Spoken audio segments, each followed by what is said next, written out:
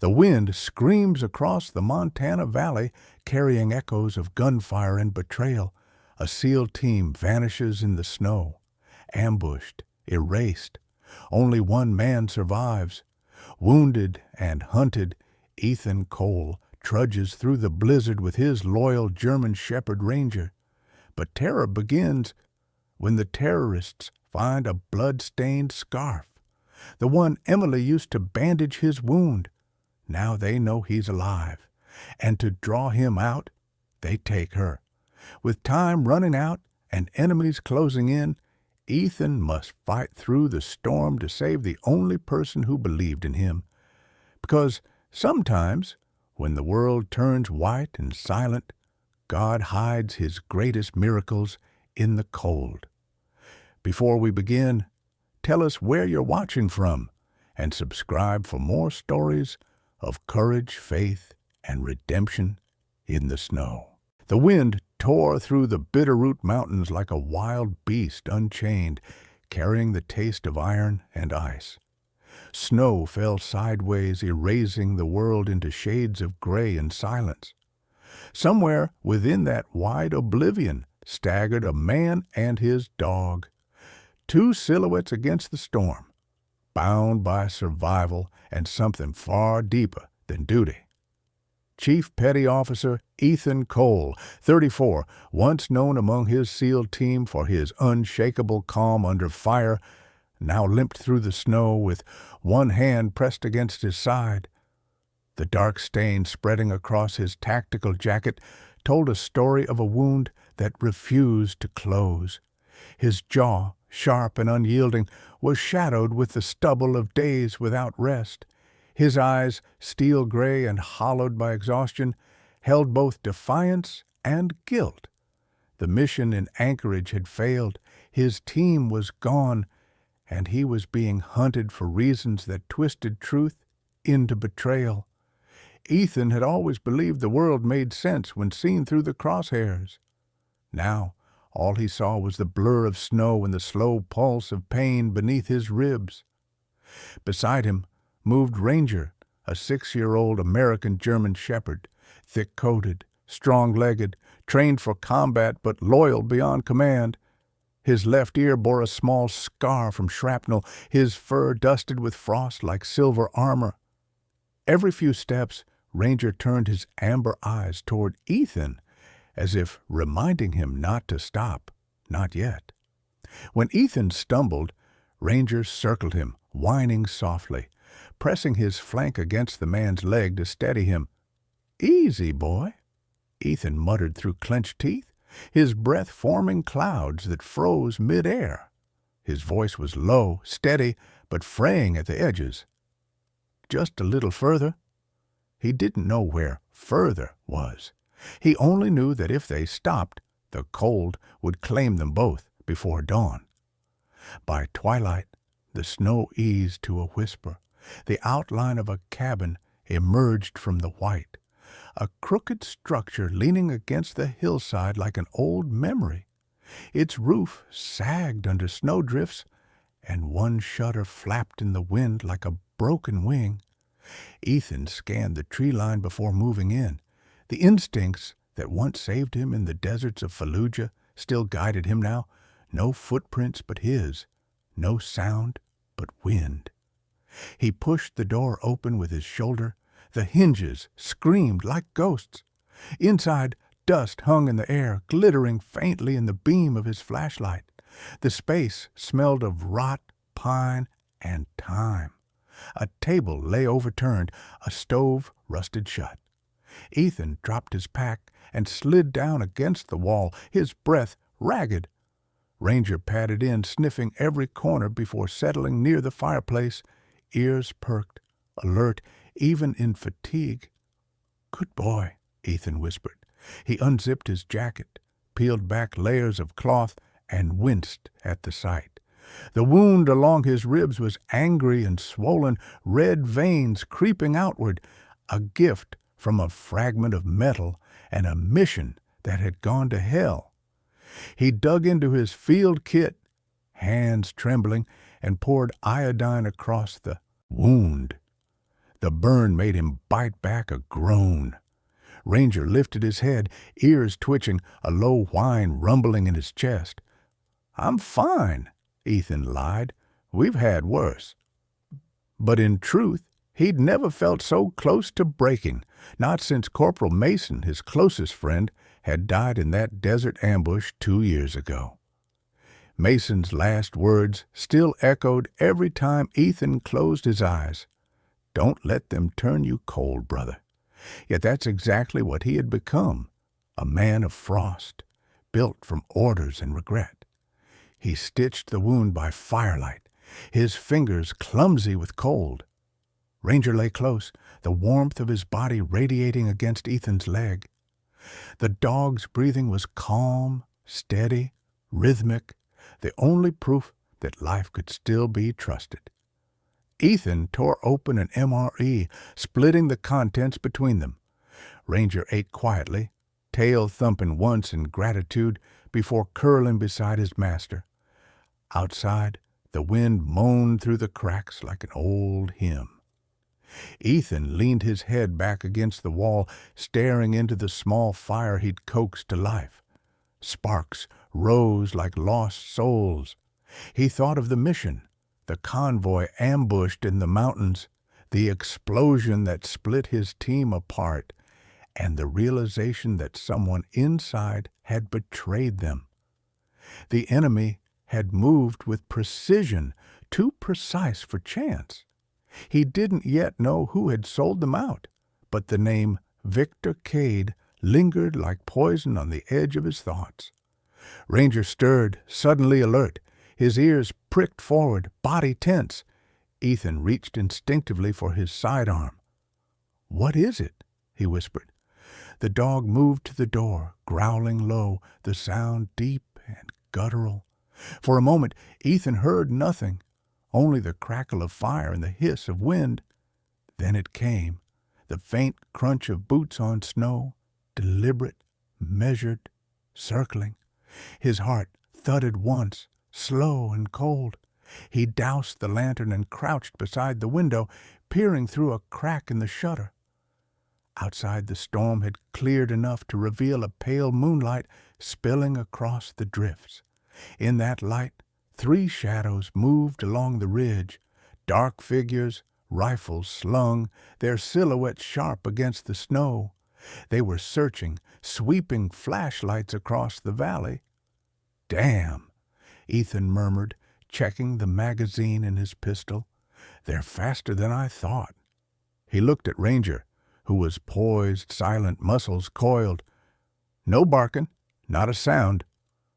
The dog's tail twitched once in understanding. Ethan's pulse steadied, his training taken over.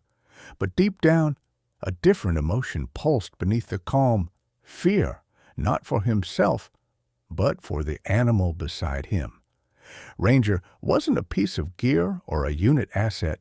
He was family, the only piece of goodness left in a life built on violence. The thought of losing him twisted like a knife. The shadows drew nearer. One beam of light passed across the cabin's doorway and stopped. A voice shouted something in a foreign tongue. Another answered, closer now. Ethan raised his weapon, finger resting on the trigger guard. Ranger's growl deepened, low as thunder. Then came the sound that froze him, the crack of wood outside, a boot pressing down on the porch. Someone was right at the door. Ethan's breath slowed. His eyes flicked toward the back window, calculating escape routes. His wound throbbed, bleeding anew, but adrenaline smothered the pain. Ranger crouched low, eyes glowing like embers in the dim light. A shadow moved past the frosted window. The door handle turned. Ethan lifted his pistol, whispering so softly only Ranger could hear, "On my mark." The latch clicked. The door creaked open, letting in a rush of frozen air. A flashlight beam cut across the cabin's interior, catching the shimmer of metal in Ethan's hands. And then the light went out. Silence swallowed the room. followed by the single sound that would decide whether they lived or died. The slow draw of a rifle bolt being chambered in the dark. The night had not ended, it had only changed shape. By dawn, the storm had thinned to a hush, and the forest beyond the cabin glowed pale under a frozen sky. Ethan Cole's breath plumed faintly as he scanned the ridgeline. The three men who had hunted them were gone, vanished into the silence, but their tracks remained, curling downhill toward the valley. He could not risk staying. The wound beneath his ribs had reopened in the scuffle that followed, each movement a stab of heat beneath the cold. Still, he packed quickly, shouldered his rifle, and whispered to Ranger, "Time to move, buddy." The dog wagged once and pressed against his leg, loyal shadow in a world of white. Hours later, the forest broke open to a long, snow-packed plain where a cluster of rooftops crouched beneath a blanket of frost. Pine Hollow, the sign read, paint peeling, half buried in ice. Smoke rose from a few chimneys, the smell of burning cedar cutting through the air, civilization, fragile and flickering. Ethan hesitated at the tree line, scanning through his scope. No uniforms, no patrols, just a sleepy mountain village at the edge of nowhere. He tugged his hood lower and descended slowly. Ranger trotted ahead, nose low, tail steady, ears twitching at every sound. The people he passed gave quick glances, their faces lined with suspicion and fatigue. Poverty clung to the place. It showed in the sagging fences, the rusted trucks buried under snow, the quiet way people spoke without looking one another in the eye. Near the edge of town stood a weathered farmhouse with a red barn and a flickering porch light. Ethan paused at the gate where an old man was chopping firewood. The man was tall but stooped, his back bowed by years of labor. His beard, once auburn, had turned almost white, and his hands were cracked and scarred from frostbite that never fully healed. Thomas Green, he would later learn, had been a sawmill worker until a fire closed the mill 10 years ago, taking his brother and leaving him with a limp that mirrored Ethan's own. Yet his eyes, a pale green like old glass, held a quiet steadiness that reminded Ethan of men who had fought and lost, but never surrendered their decency. Thomas looked up as the stranger approached. "You look half dead," he said in a voice worn smooth by wind and tobacco. "Storm take you by surprise?" "Something like that," Ethan replied. His tone carried a rasp that came from blood loss and too many lies. Behind the frosted window of the farmhouse, the curtains stirred. A woman appeared, a short, sturdy figure with gray streaked hair tied in a bun. Her face was soft but wary, a mother's caution sharpened by hard winters. Ruth Green, Thomas's wife, had once been a nurse before the local clinic shut down. She stepped onto the porch, wiping her hands on a dish towel. "Tom, bring him inside before he freezes solid," she said, her voice firm, practical. "And the dog, too. Lord knows he's got more sense than most men coming up this hill." Inside, warmth wrapped around Ethan like a forgotten dream. The house smelled of pine resin, stew, and old books. A wood stove glowed at the center of the living room, and by it sat a young woman reading under the lamplight. She looked up, startled, when they entered. Emily Green, 24, tall and willowy, with long chestnut hair tied back under a wool cap. Her eyes were hazel, bright but cautious, the kind of gaze that weighed truth before believing it. She had inherited her mother's kindness and her father's stubbornness, though neither could protect her from the restless curiosity that made her different from everyone else in Pine Hollow. "Who's that?" she asked. "Traveler got caught in the storm," Ruth answered, "and bleeding worse than he admits." Ethan lowered himself onto the chair near the fire, his strength ebbing fast. Ranger lay beside him, head on his paws, eyes tracking every motion. Ruth fetched hot water and bandages without question. Emily knelt to examine the wound. Her hands were deft, gentle, the way of someone used to small acts of healing. "You're lucky it hasn't turned septic," she said quietly. "This'll hurt." "I'm used to pain," Ethan muttered, but when she pressed the disinfectant, his jaw clenched hard enough to whiten his knuckles. For hours he sat in the circle of their quiet mercy, speaking little. Thomas asked no questions beyond what was necessary. Where he was headed? South, Ethan lied, and whether he had family? Not anymore. Ruth set a bowl of stew before him, thick with potatoes and venison. He ate slowly, savoring the warmth that chased away the cold in his bones. Night fell over the valley, swallowing the last light. Thomas secured the shutters, muttering about coyotes and worse things that moved when snow muffled sound. Ethan dozed briefly by the fire, dreaming of desert sand turning red, of names he could no longer say. When he woke, Emily was sitting across from him, sketching something in a worn notebook. "You draw?" he asked. "Sometimes," she said without looking up, "when I need to make sense of things." "What kind of things?" "Places that don't stay the same," she replied softly, "or people who pass through and leave questions behind." Her eyes flicked to him then, sharp as glass. "Like you," he almost smiled. "You don't miss much. Pine Hollow's small, secrets echo here." Before Ethan could respond, Ranger's ears shot up. The dog rose silently, muscles stiff. He padded to the window, sniffing. A low growl rumbled deep in his chest. "What is it?" Emily whispered. Ethan stood, scanning the dark through the frosted glass. Nothing. Only wind and moonlight over snow. Yet the unease gnawed at him. He stepped outside to check the perimeter, boots crunching on ice. That's when he saw it, half buried in the drift near the barn, a torn scrap of gray fabric, sticky, with half-dried blood, not his, not old, fresh. He crouched, heart hammering, examining the tear.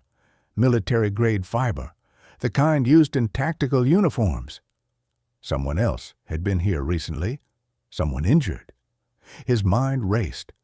Could one of the enemy scouts have tracked him this far? Or had someone already found the greens before he arrived? He pocketed the fabric and returned inside, masking his worry behind calm eyes. "Just a fox," he said when Thomas asked. The old man nodded, unconvinced, but unwilling to pry. Later, when the household slept, Ethan sat awake by the dying fire, turning the fabric over in his hands. Ranger watched him silently, tail twitching. Morning came pale and brittle. Ethan helped Thomas shovel snow from the path, grateful for movement that kept him from thinking. Emily hummed softly as she fed the chickens, her scarf trailing in the wind. The sun broke weakly through the clouds, silvering everything it touched. For a moment, it felt almost peaceful. Then came the echo of engines, distant but growing. Not trucks from the town. He knew that sound. Diesel and discipline, the sound of men who hunted. Ranger barked once, sharp and warning. Ethan's stomach sank. He sprinted to the barn, scanning the tree line through binoculars. Dark shapes moved between the pines, uniformed, armed, advancing in formation. And then he saw the glint of red on snow near the back fence, the same fabric color as the one in his pocket.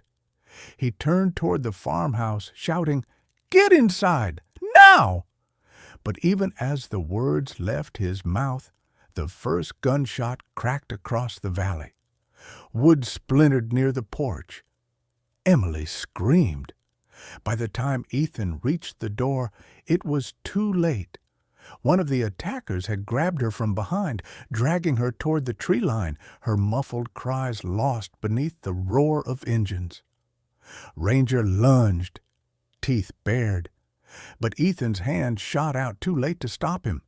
The snow exploded in chaos as he ran after them, heart pounding, the world narrowing to one burning truth. They had taken her. Snow blurred everything into silence again. The sound of the gunfire had faded, leaving only the echo of Ranger's bark and Ethan's ragged breathing as he sprinted through the woods. Each step drove fire through his wounded side, but pain was nothing compared to the terror clawing his chest. Emily was gone, dragged into the forest by men who killed without hesitation. Ranger ran ahead, nose to the ground, tracking the scent. The dog's breath came out in sharp bursts of steam, his muscles tense like coiled wire. They followed the tracks down toward the frozen river valley, where the pines grew dense enough to swallow light. The snow told the story, boot prints heavy and deep, two men dragging a smaller figure between them. Emily's scarf lay caught on a branch, fluttering weakly. Ethan grabbed it, his jaw tightening. He'd seen kidnappings before, seen good people disappear into war's machinery. But this was personal now. The family that had saved him had just paid the price for his presence. He moved faster, every instinct tuned to kill. As the sun began to sink, he spotted smoke between the trees, a small encampment. He dropped low, crawling through the underbrush until he saw them, 3 men around a fire, their rifles slung carelessly. One of them, broad-shouldered with a shaved head and a jagged scar across his chin, was clearly in charge. Marco Vasin, mid-40s, ex-mercenary from Eastern Europe, known for his brutality and greed. His face was like carved stone, cold and pitted, his eyes pale blue and empty of remorse. He had once served under Victor Cade before breaking off to lead his own cell of hired killers. Near the fire, Emily sat bound to a tree, her face streaked with dirt, a cut on her cheek. Her eyes flicked toward the shadows, terrified but unbroken. Ethan signaled to Ranger, hand gestures silent and sharp. Flank left, wait for distraction. The dog vanished into the dark, his fur blending with the forest. Marco kicked at the fire. "She's bait," he told his men, voice thick with an accent sharpened by vodka and war. "Cole will come. He always does. Cade wants him alive long enough to talk." The younger soldier beside him, barely 30, thin and nervous, frowned. Luca, a newcomer by the look of his clean gear and restless eyes, had the unease of a man who hadn't yet accepted what he'd become. "And after that?" he asked. Marco smirked. "Then we make sure no one remembers this valley." The words froze Ethan's blood. He waited for the wind to rise, then moved, silent, swift. A knife flash, a breath, and one sentry dropped without a sound. The next turned too late. Ranger lunged from the dark, jaws clamping around his wrist, dragging him down. The forest exploded into chaos. Gunfire cracked, sparks of light shredding the night. Emily screamed as Marco spun toward the noise, firing wildly.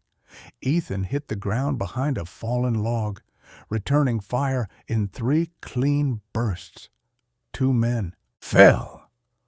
Marco retreated toward the trees, pulling Emily up by the arm as a shield. "Drop it, Cole," Marco shouted, pressing his pistol against her head. "You shoot. She dies." Ethan's heart pounded. He'd been in this exact situation years ago, a hostage, an enemy, and a split-second decision that had cost him his teammate's life. He lowered his weapon slightly but didn't release it. "Let her go and you walk out alive," he said, voice steady. Marco laughed. "Alive? You think Cade wants that? You're already a dead man walking. We just didn't bury you deep enough." Ranger growled behind them, circling wide. Emily, trembling but aware, caught Ethan's eye. She moved suddenly, elbowing Marco hard in the ribs. His gun wavered. Ethan fired. The bullet tore through Marco's shoulder, spinning him backward. He crashed into the snow with a shout, firing once more before Ethan tackled him, disarming him in the struggle. Marco's strength was monstrous. His hands locked around Ethan's throat. The world dimmed.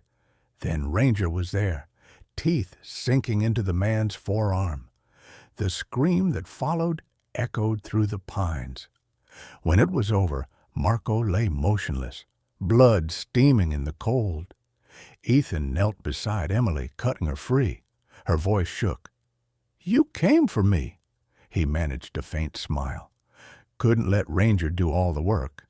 She laughed weakly, tears freezing on her lashes.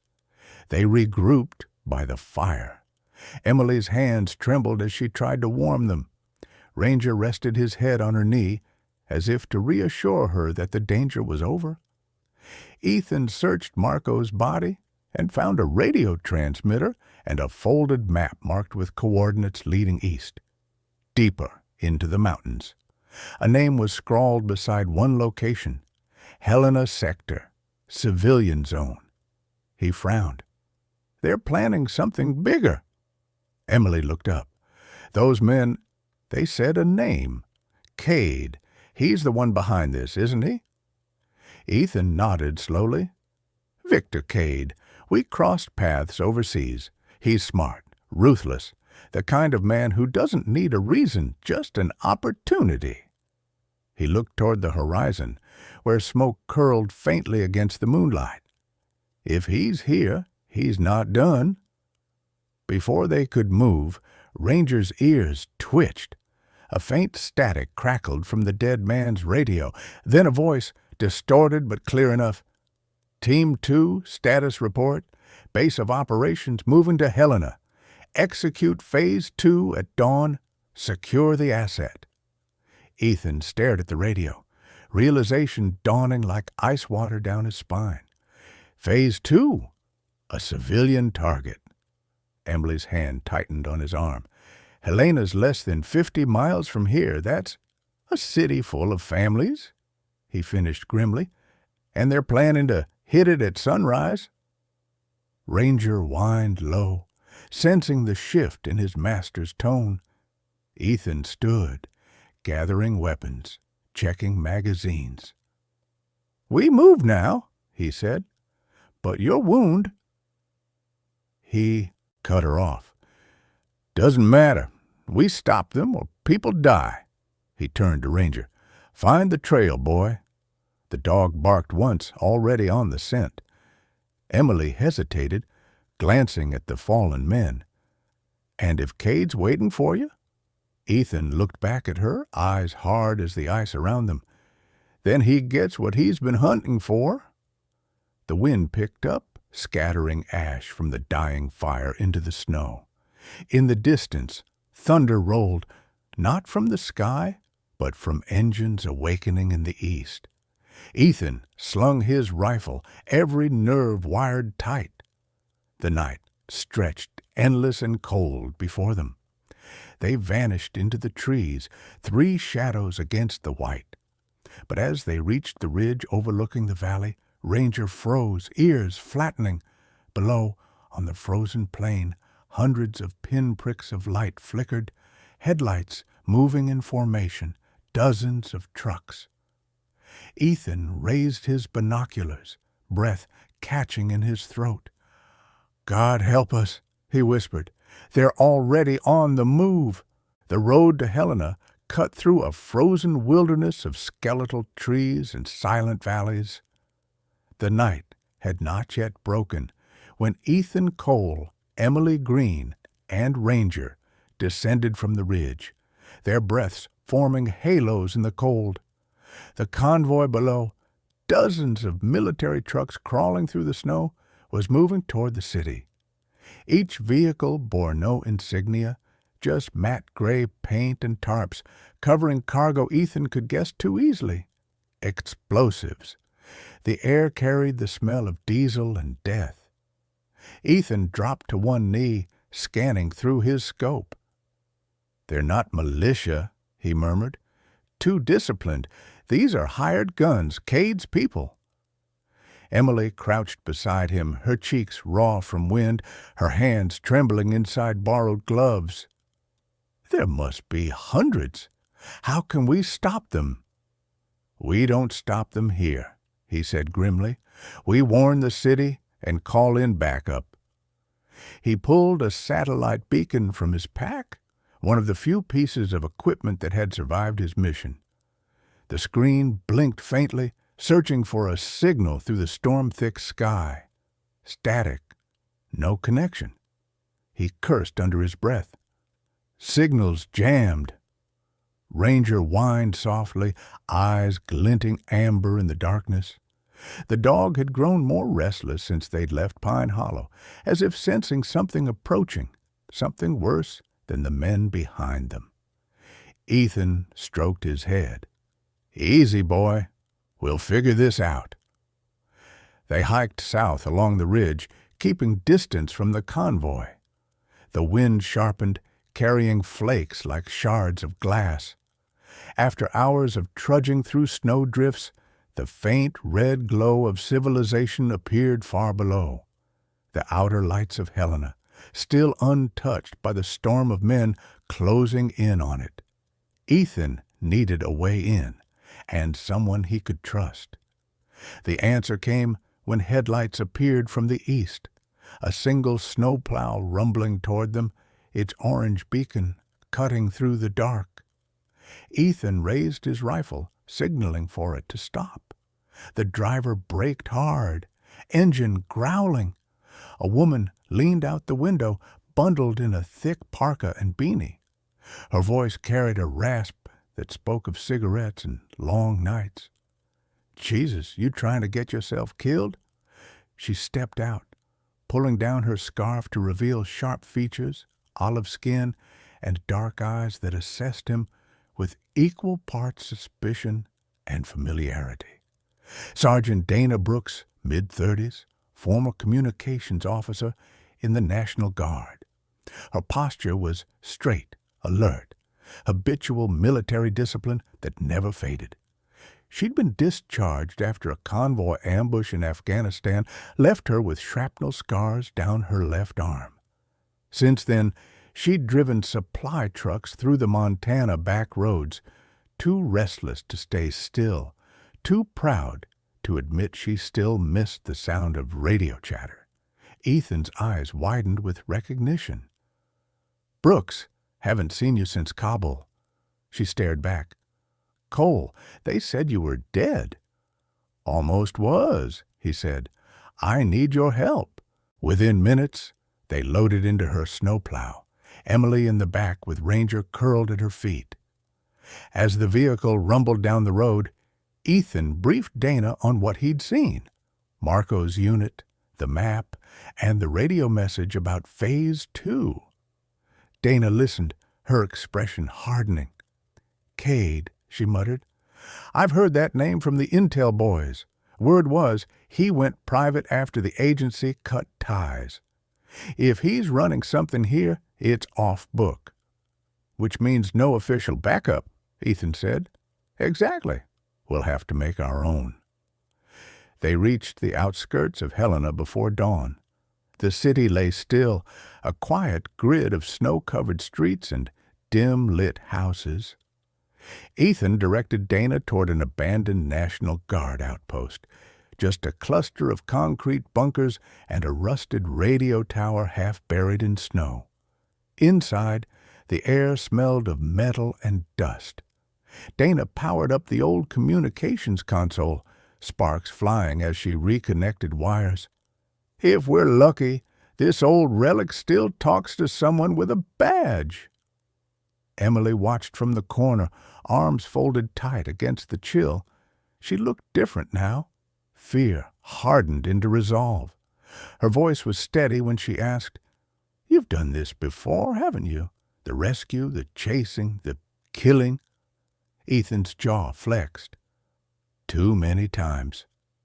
And it never gets easier." He met her eyes. "If it ever does, that's when you lost yourself." Before she could reply, the radio crackled to life. A male voice answered through static.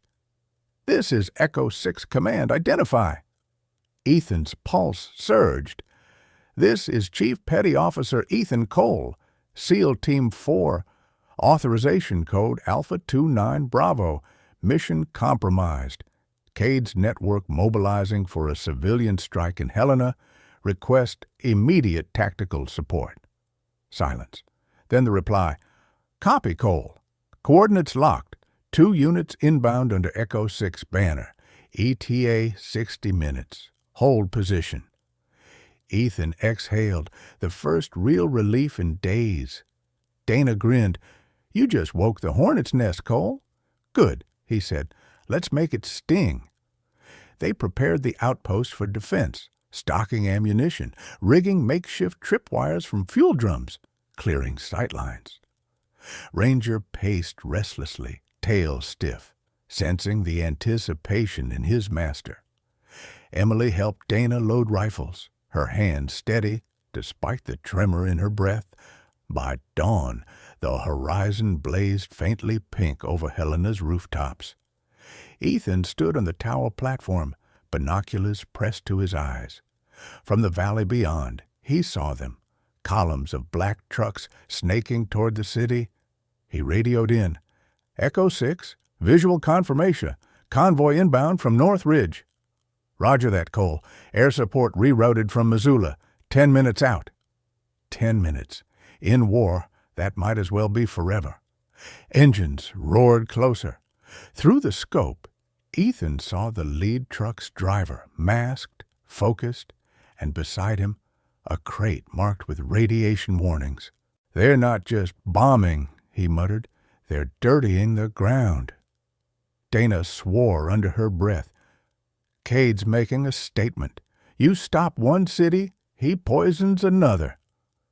A thunderous crack split the air. The first shell hit the ridge behind them, showering snow and shrapnel. Ranger barked furiously as another blast rocked the outpost. Dana grabbed the comms mic. "Echo 6, we're taking fire. They've spotted us." "Hold the line," the voice ordered. "We're almost there." Ethan leapt down from the tower, shouting, "Everyone inside! They'll zero in on our heat signature." But before they could reach cover, a figure stepped into view across the clearing. A tall man in black winter gear, face half concealed by a scarf. He moved with the confident precision of someone trained in death. Even through the distance, Ethan recognized the stance, the calm brutality in every motion. Victor Cade. He raised a pair of binoculars and looked directly at Ethan, smiling faintly. Then he lifted his hand, 2 fingers raised, and gestured forward. Dozens of armed men emerged from the tree line behind him. Ethan's stomach turned cold. "He's not waiting for dawn," he said. "He's bringing the war to us." The first wave opened fire. Bullets tore through the morning quiet. Ranger lunged forward, barking orders in his own language of loyalty and fury. Ethan pulled Emily and Dana behind cover, shouting over the chaos, "They've found us! Cade's here!" Dana's eyes blazed. "Then let's make him regret it." The battle began in the half-light of a Montana dawn, snow turning pink beneath the blood and flame. The morning sky burned with the pale gold of a false peace. Snowflakes drifted down like ashes from a dying fire, blanketing the ruins around the old outpost. Smoke twisted upward from the shattered bunkers, black against the dawn. The battle had begun before sunrise. and it hadn't stopped since. Ethan Cole crouched behind a half-collapsed wall, blood streaking down his temple, rifle hot in his hands. The cold no longer bit. It was numbness that gripped him now, a strange stillness between life and death. Ranger lay beside him, fur matted with dirt and soot, his amber eyes locked on the tree line where Victor Cade's men moved like phantoms through the fog. "Reloading!" Dana Brooks shouted from the adjacent trench, her left sleeve torn and bleeding. Even injured, she fought with the precision of someone who'd already accepted death as a formality. The scar down her arm split open again, blood soaking into her glove, but she didn't slow. Emily, crouched behind an overturned generator, handed her fresh magazines with shaking hands. "You're hit," Emily said, her voice breaking. Dana flashed a quick grin. "Not where it counts." A mortar shell whistled overhead and exploded 50 yards away, showering them with snow and shrapnel. Ethan ducked, coughing through the smoke. He glanced at his watch. Echo 6 was late. The radio had gone silent 15 minutes ago. Either comms were jammed again or they were already down. He couldn't afford to wonder which. He peered through his scope, eyes narrowing on the movement ahead. Figures in black advanced along the ridge, coordinated, relentless. In their center was a taller silhouette, confident, deliberate. Victor Cade. Even at a distance, Ethan recognized the arrogance in that stride, the same calm detachment he'd seen in Cade years ago when they'd fought side by side in Syria. Back then, Cade had been a strategist, a man who treated war like chess, until greed turned him into a mercenary who sold chaos to the highest bidder. "Brooks," Ethan called, reloading, "you ever take down a snake with a god complex?" She smirked through gritted teeth. "Once." He didn't like the ending. "Let's give this one the sequel." The next wave hit hard. Bullets sliced through the smoke. Ranger bolted forward before Ethan could stop him, leaping into the path of a soldier who had flanked their position. The man went down screaming as the dog tore into his arm. "Ranger!" Ethan shouted, sprinting through the snow, firing at two more advancing figures. Ranger released and darted back, blood streaking his muzzle but his tail still wagging faintly as if victory were its own reward. For a moment, the world was pure chaos. Gunfire, shouting, the sharp hiss of grenades rolling across ice. Then a new sound cut through the storm, the deep hum of rotors.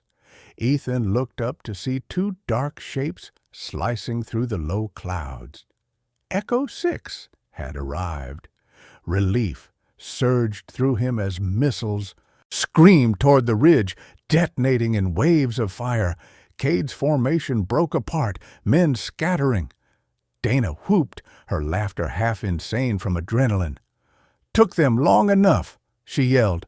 The relief didn't last. A crack echoed from the ridge, one precise sniper shot. Dana froze mid-turn, eyes wide. Then she collapsed. Ethan dropped to his knees beside her. The bullet had caught her in the chest, high and fast. Her breathing came shallow, blood blooming like a dark flower on her jacket. Don't let them take Helena," she gasped. He gripped her gloved hand. "I won't. You have my word." Her lips twitched into a faint smile. "Guess that's good enough for me." Then her eyes unfocused, and her hand went still. Ethan closed her eyes gently, jaw tight. "Rest easy, Sergeant." He stood, fire rekindling in his veins. Emily watched from across the trench, her face pale, tears frozen on her cheeks. "Ethan," she whispered. He looked at her once, enough to convey both promise and goodbye. Then he grabbed his rifle and charged toward the ridge. The air was thick with gunfire and smoke. Cade's men fell back toward the tree line, but the leader himself stood firm near a truck loaded with explosives. His scarf had fallen, revealing a face both weathered and cruelly handsome. Thin mouth, sharp cheekbones, eyes like ice. Victor Cade, early 40s, tall and lean, moved with the precision of someone who'd lived too long in war.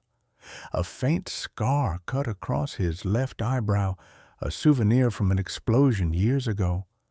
He looked almost calm, almost amused as Ethan emerged through the smoke. "Cole," Cade called. "Still alive. You're harder to kill than honor itself." "Guess that's what separates us," Ethan growled. Cade smiled. "No, the only difference is you still believe this matters. These people, this city, dust in a decade. I just hasten the inevitable." He gestured toward the truck. "And when this detonates, the world will see what happens when mercy gets in the way of progress." Ethan leveled his rifle. "Then I'll make sure you never see it happen."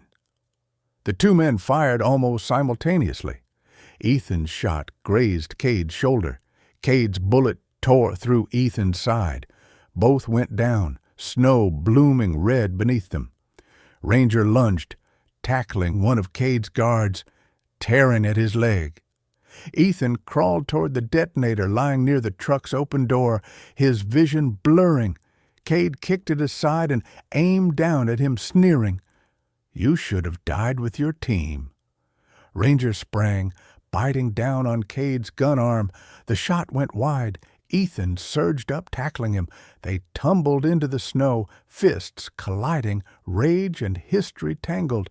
Ethan's strength faltered, but fury kept him upright.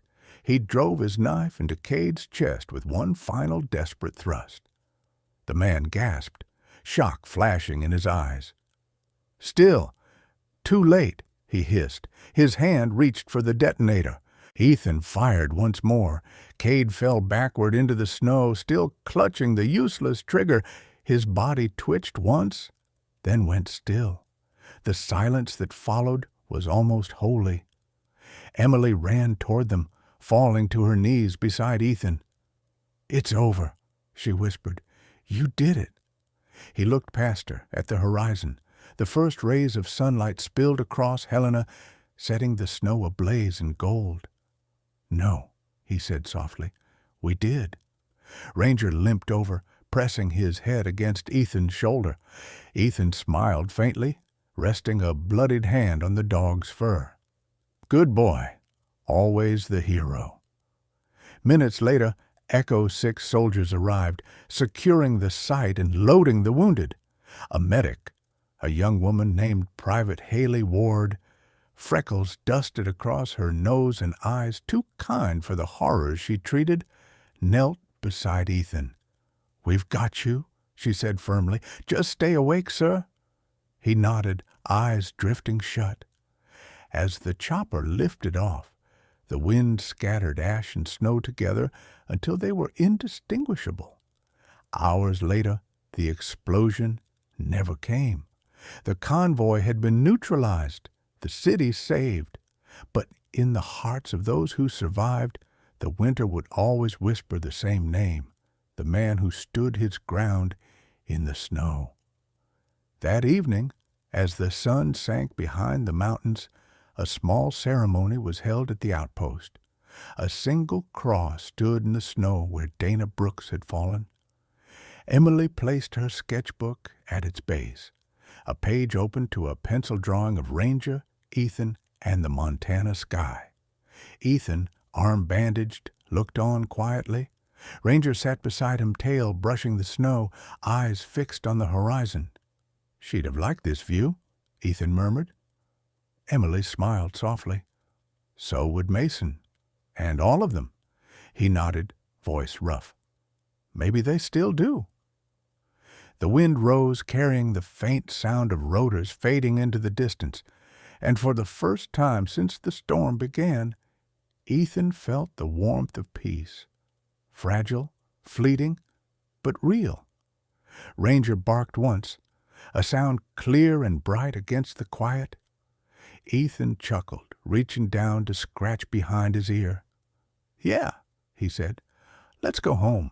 When the last gun fell silent and the snow began to cover the scars of battle, something sacred lingered in the air. Not the sound of victory, but the whisper of grace. Ethan had fought with his hands, but what truly saved him was something unseen, a mercy that moved through the storm, guiding his steps when all hope had frozen. Maybe that's what miracles really are, not thunder in the sky or angels with wings, but quiet moments when God places light in our darkness.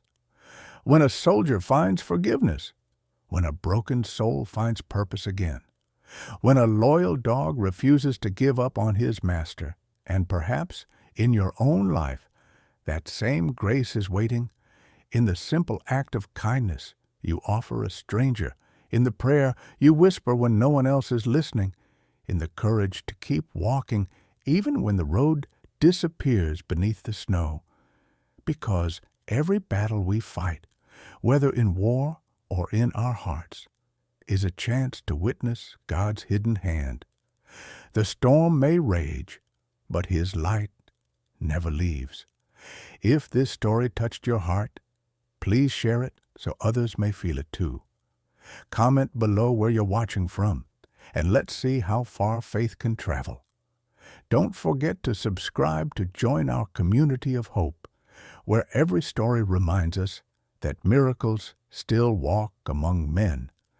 May God bless you, protect your loved ones, and keep you warm through whatever winter you face.